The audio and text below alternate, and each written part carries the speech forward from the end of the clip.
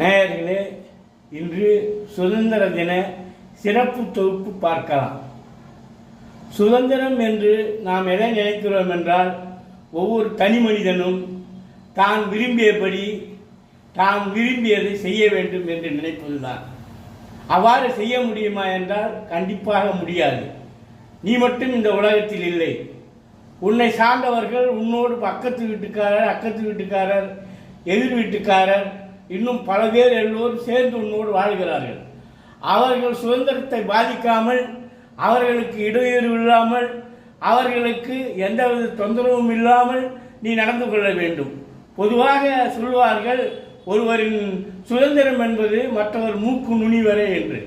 மற்றவர் மூக்கு நுனி வரை தான் நீ போக முடியும். அதற்கு மேல் அவன் மூக்கில் கை வைத்து விட்டால் அவன் சுதந்திரம் பாதித்தது என்று உன்மேல் கை வைப்பான். அதனால் சுதந்திரம் என்பதை நாம் ஜாக்கிரதையாக கையாள வேண்டிய கட்டத்தில் இருக்கிறோம். மேலும் இந்த சுதந்திரத்தை பற்றி உங்களுக்கு ஒவ்வொரு வீட்டிலும் குடும்பத்திலிருந்து ஆரம்பிக்கலாம். ஒவ்வொரு வீட்டிலும் கணவன் மனைவியை தன் கட்டுப்பாட்டுக்குள் வைத்துக் கொள்ள வேண்டும் என்று நினைக்கிறார். மனைவி கணவனை தன் கட்டுப்பாட்டுக்குள் வைத்துக் கொள்ள வேண்டும் என்று நினைக்கிறார். அதே நேரத்தில் குழந்தைகள் தன் பெற்றோரை தன் பட்டுக்காட்டுக்குள் வைக்க வேண்டும் என்று நினைக்கிறார்கள். பெற்றோர்கள் தன் குழந்தைகளை சுதந்திரமாக விட்டுவிடக்கூடாது, கெட்டுவிடுவார்கள், நம் கட்டுப்பாட்டில் இருக்க வேண்டும் என்று நினைக்கிறார்கள். இப்படி எல்லோரும் ஒருவரை ஒருவர் கட்டுப்படுத்த வேண்டும் என்ற நிலையிலேயே வாழ்ந்து கொண்டிருக்கிறார்கள். இது மட்டும் இல்லாமல் வெளியிலும் நாம் சென்று பார்க்கலாம். உதாரணமாக, பள்ளிக்கு சென்றால் ஆசிரியர் மாணவர்களை தன் கட்டுப்பாட்டுக்குள் வைத்துக் கொள்ள வேண்டும் என்று நினைக்கிறார். அதே நேரத்தில் தலைமை ஆசிரியர் எல்லா ஆசிரியர்களையும் தன் கட்டுப்பாட்டுக்குள் வைத்துக் கொள்ள வேண்டும் என்று நினைக்கிறார். தலைமை ஆசிரியருக்கு மேலே உள்ள அதிகாரிகள் எல்லா ஆசிரியர்களும் தன் கட்டுப்பாட்டுக்குள் இருக்க வேண்டும் என்று நினைக்கிறார்கள். அந்த அதிகாரிக்கு மேலே உள்ள அரசாங்கத்தில் உள்ளவர்கள் தன் சொல்லுகிறபடி இந்த பொம்மைகளாக இந்த அதிகாரிகள் ஆள வேண்டும் என்று அரசியல்வாதிகள் நினைக்கிறார்கள், நாட்டை ஆளுகிறவர்கள் நினைக்கிறார்கள். இப்படி எல்லோருமே யாரையும் சுதந்திரமாக விட்டுவிடாமல் தன் கட்டுப்பாட்டுக்குள் இருக்க வேண்டும் என்றுதான் செயல்பட்டு கொண்டிருக்கிறார்கள்.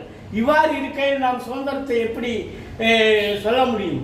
மேலும் சில விஷயங்களை உங்களுக்கு சொல்லுகிறேன். சுதந்திரம் என்பது ஒரு 5 தத்துவத்தை அடிப்படையாக கொண்டது. உங்களுக்கு உண்மையை சொல்ல வேண்டும் என்றால் பஞ்சபூதங்கள் பற்றி நீங்கள் புரிந்து கொள்ள வேண்டும். இந்த பஞ்சபூதங்கள் தான் இந்த உலகம் உருவாகவும், இந்த உலகத்தில் உள்ள அனைத்து உயிர்களும் உயிர் வாழவும் இறக்கவும் காரணமாக இருக்கின்றன. அந்த பஞ்சபூதங்கள் என்பது நீர், தீ, காற்று, மண், ஆகாயம். இது 5 தான் ஒவ்வொரு உயிரின் தோற்றத்திற்கும், உயிரின் வளர்ச்சிக்கும், உயிரின் வாழ்விற்கும், உயிரின் இறப்பிற்கும் காரணமாக இருக்கின்றது. இவை ஒன்றும் தன்னிச்சையாக செயல்பட முடியாது. காற்றும் ஒவ்வொன்றும் ஒன்றை சார்ந்துதான் இருக்கும். வானம் மழை பொழிய வேண்டும் என்று சொன்னால் காற்று மேகங்களை உருவாக்கி அந்த குறிப்பிட்ட இடத்தில் அதை தள்ளி செல்ல வேண்டும். அப்பொழுதுதான் மேகம் மழை பொழியும். அதே நேரத்தில் ஒரு கெட்ட விஷயத்தை அழிக்க வேண்டும் என்று சொன்னால் தீ பரவ வேண்டும். அந்த தீயை காற்று அடித்து செல்ல வேண்டும். அப்படி ஒன்றோடு ஒன்று தொடர்புடன் தான் இந்த 5 பஞ்சபூதங்களும் இயங்குகின்றன. அவை தன்னிச்சையாக இயங்க இயலாது. அவ்வாறு இயங்குகிற சக்தி அவற்றிற்கு இல்லை. அதனால் தன்னிச்சையாக சுதந்திரமாக வாழ்வேன் என்று ஒருவர் சொன்னால் அது ஒரு முட்டாள்தனமான செய்தியாகத்தான் இருக்கும். ஏனென்றால் தன்னிச்சையாக இந்த உலகத்தில் யாரும் வாழ இயலாது. ஒருவரை ஒருவர் சார்ந்தே வாழ்கிறார்கள். உதாரணத்திற்கு, நீ உன் மேல் வீட்டில் இருந்து ஒருவன் நடனம் ஆடினால் கீ வீட்டில் பிளாட்டில் இருக்கிறவன் என்ன சத்தம், பில்டிங் இடிஞ்சு விடுகிறது என்று மேலே சண்டைக்கு வந்து விடுவான். சத்தமாக பாடினால், சிரித்தால் பக்கத்து வீட்டுக்காரன் வருவான். என்ன உங்கள் வீட்டில் அமைதியாக இருக்க தெரியாத, நாங்கள்லாம் உயிரோடு இருக்க வேண்டாமா, நல்லபடியாக வாழ வேண்டாமா என்று சண்டைக்கு வந்து விடுவான். இப்படி நீ சுதந்திரமாக எதையும் செய்துவிட முடியாது. இந்த உலகத்தில் நீ எல்லாவற்றையும் மற்றவர்கள் அனுசரித்து, பக்கத்து வீட்டுக்காரர், எதிர் வீட்டுக்காரர், சொந்தக்காரர்கள் என்று எல்லாரையும் அனுசரித்து தான் நீ போக வேண்டும். அப்படி வாழ்ந்தால்தான் இந்த உலகத்தில் நீ வாழ முடியும். அதனால் சுதந்திரமாக இருப்பேன் என்று எவரும் நினைத்து கொண்டு இந்த உலகில் வாழ்ந்து விட முடியாது. அப்படி எந்த பொருளும், எந்த இயக்கமும், எதுவும் சுதந்திரமாக இல்லை. எந்த எழுத்தாளனும் சுதந்திரமாக எழுதிவிட முடியாது.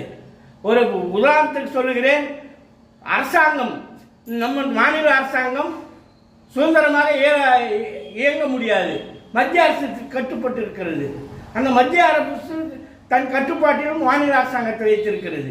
அதே மத்திய அரசு நம் நாடு, இந்திய நாடு தான் சுதந்திரமாக இயங்கிவிட முடியாது. உலக நாடுகளில் இருக்கிற எல்லா நாடுகளுடனும் ஒப்பந்தத்துடன், ஒரு குறிப்பிட்ட ஒப்பந்தத்துடன் போட்டுக்கொண்டு நான் உங்களுக்கு இதை செய்கிறேன், நீங்கள் எனக்கு செய்யுங்கள் என்று ஒவ்வொரு ஒப்பந்தத்தோடு தான் உலக நாடுகளே இயங்கிக் கொண்டிருக்கின்றன.